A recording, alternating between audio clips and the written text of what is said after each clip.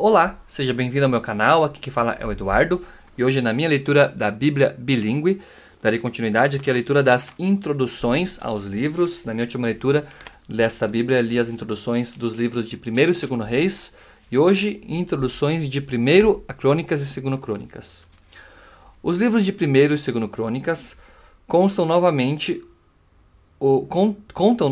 os acontecimentos já registrados nos livros de Samuel e de Reis, mas de um ponto de vista diferente. A história dos reis israelitas, como aparece nos livros das crônicas, tem dois propósitos principais. Mostrar que, embora tivessem caído desgraças sobre os reinos de Israel e de Judá, Deus mantinha as promessas que havia feito à nação e continuava a realizar o seu plano para o seu povo através das pessoas que moravam em Judá.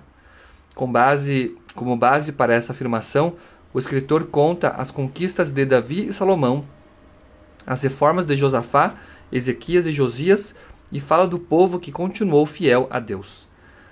Número 2. Descrever o início da adoração a Deus no Templo de Jerusalém e especialmente a organização do trabalho dos sacerdotes e dos levitas, que eram os encarregados do culto.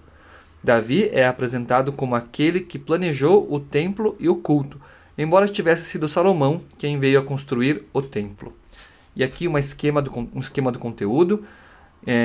Do capítulo 1 ao 9 são as genealogias e listas.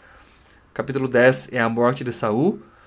E dos capítulos 11 ao 29, versículo 30, é o reinado de Davi.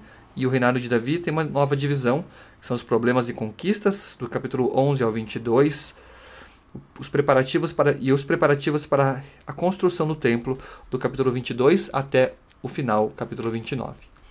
E agora a introdução ao livro de 2º Crônicas. O segundo livro das Crônicas, que é a continuação do primeiro livro das Crônicas, começa com a narração dos acontecimentos do reinado de Salomão em Israel e Judá. Depois da morte do rei Salomão, a nação se dividiu em dois reinos, o do norte e o do sul. Daí em diante conta-se a história de Judá, o reino do sul, até a queda de Jerusalém no ano 586 a.C., quando os judeus foram levados como prisioneiros para a Babilônia.